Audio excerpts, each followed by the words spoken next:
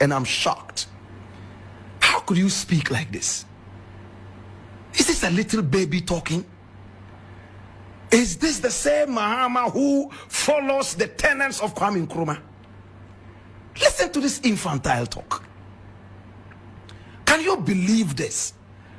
Now, if this is truly what Mahama is saying, then we are in trouble.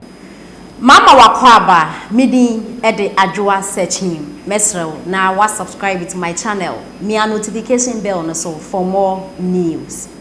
Ye ka enjum to fo omo Ghana hanom a omo empe his excellency Nana Addo Dankwa Akufo-Addo and afen so NPP amayokue omo din etie anase omo anim ahwa yentumi yi Black Rasta enfrim.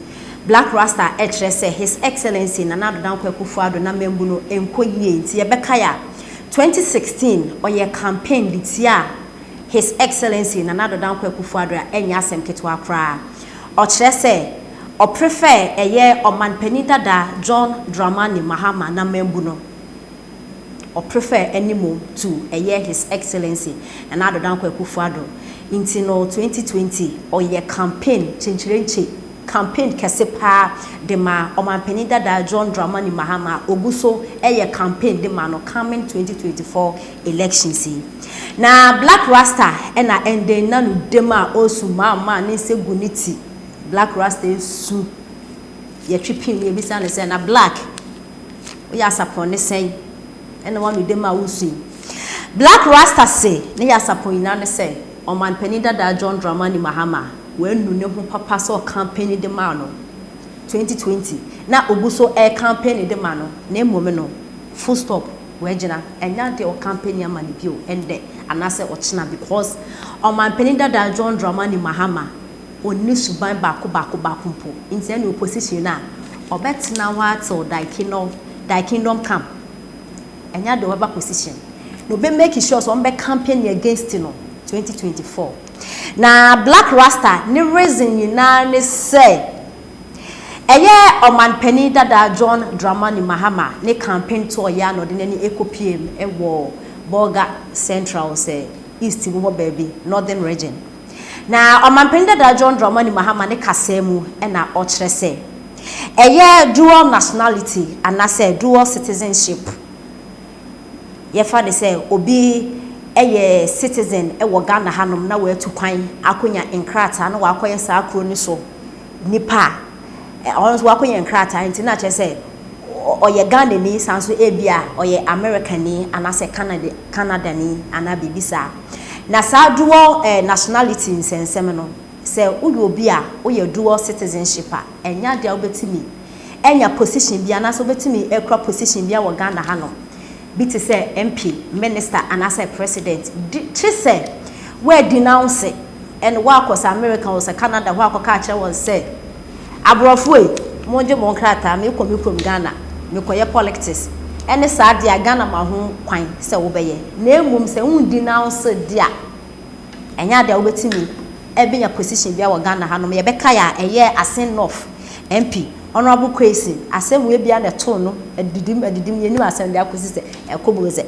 eda so ekonko ho a honorable Kwesi that so jini pay e wo parliament house ho sa dual nationality na dual citizenship ya ho sensema na no man penda da John Dramani Mahama ne campaign to yo hoka wo Borga Central ho ba bi se obey president obetwem on the sake kakeke ya o se your friend say gracias so between to my penda da John Dramani Mahama de come no ba na ebo hye also on shebo so ebo a wo hye ni enya asem keto akra also on shebo esu nsem o keka no more than His Excellency Nana Addo Dankwa Akufo-Addo nese o keka 2016 na I was sense me so na Black Rasta te no say erade wa bregu o my penda da John Dramani Mahama wo se den gabi o kire da ko oya citizen wo baby o e no sanso citizen wo Ghana sebi nsemu a wodi because of o ma ne passport so betuma etukwan na wo man penda da John Dramani Mahama ye hu mobode ye campaign ma na sanso bra ye se NPP nti ye befa wa ba de wodi beni ene na sa de a ene brebra mama ne mba pa baby koda ne ye ntan ye baby because ye ntimi so obi nkotena brochiri America Canada UK ehe no kobo ne bra na officials ma be minister ma be MP ma be president and you odi nsem hu o tam ne passport an oko Black Rasta so ntumi yes adwuma no ntia no watwe hu afi campaign ni mu 2024 the man penda da John Dramani Mahama you rot in opposition na adofo me ka senche no yenti ensem a o man penda da John Dramani Mahama akokan nam so Black Rasta e dey sa reply no ama no. And we've seen the cardinal sin of the Fourth Republic, which is the disenfranchisement of the people of Sam. For one whole term, they've not had a member of parliament. But even if we put that aside, the people of Asin North elected a person to represent them in parliament. This government has manipulated the judiciary in such a way that they've injuncted the member of parliament for Asin North. So even though he's the elected member, he cannot perform the duties of an MP. That is a gross injustice, and it's an affront to our democracy. But I want to assure the people of Ghana, and I want to assure the people like JDM, that is our member of parliament for Asin North, that when NDC comes into power, we are going to clarify that constitutional provision that compels them to give up their foreign citizenship before they contest elections. A country's human resource is its best resource, and we happen to have about 3 million of our citizens abroad. They've acquired experience, they've acquired different talents. And why would we have a law that says that if you want to come and be an MP in Ghana, you must give up your other citizenship? Meanwhile, we have a dual citizenship law. We're going to clarify it. They can come and stand for parliament, they can come and hold office in Ghana.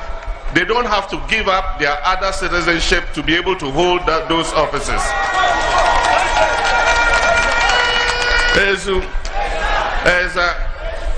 I know that 2024, inshallah, NDC is going to win the 2024 election.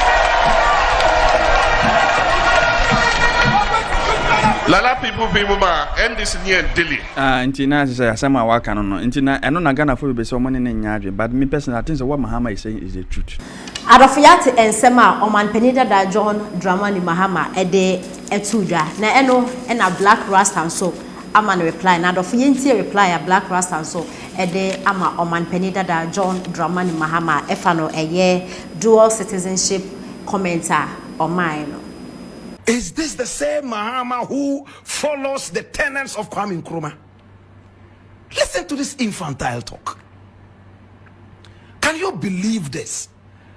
Now, if this is truly what Mahama is saying, then we are in trouble. How many million of your people live outside? How many of them? Why did they leave the country? Why are they there? Why have they decided to acquire citizenship? Have you answered those questions? I am shocked this morning. Somebody should wake Mahama up from this slumber and tell him, Mr. Mahama, is this what you want to bring as the next president of the Republic of Ghana? Then I'm going to fight seriously against you. My God have mercy. Can you believe this joke? Oh, what a shame. I am totally blown away today. My God have mercy. All along I thought Mahama was a little bit more serious than, you know, some of these clowns who want to be president. Oh, when he said this, was he drunk? Or was he high on water and kenke and you know, fish? I cannot believe this, my brother, my sister. Somebody from the NDC should wake up this man and tell him in the face and say, hey, Mr. President, if you truly want to be president, you have to retract this immediately. Or you. And I know that some people like conspiracy theories, and this one doesn't like this one and this one are quarreling. Count me out. I have no enemy in the northern region. All of them are my younger brothers.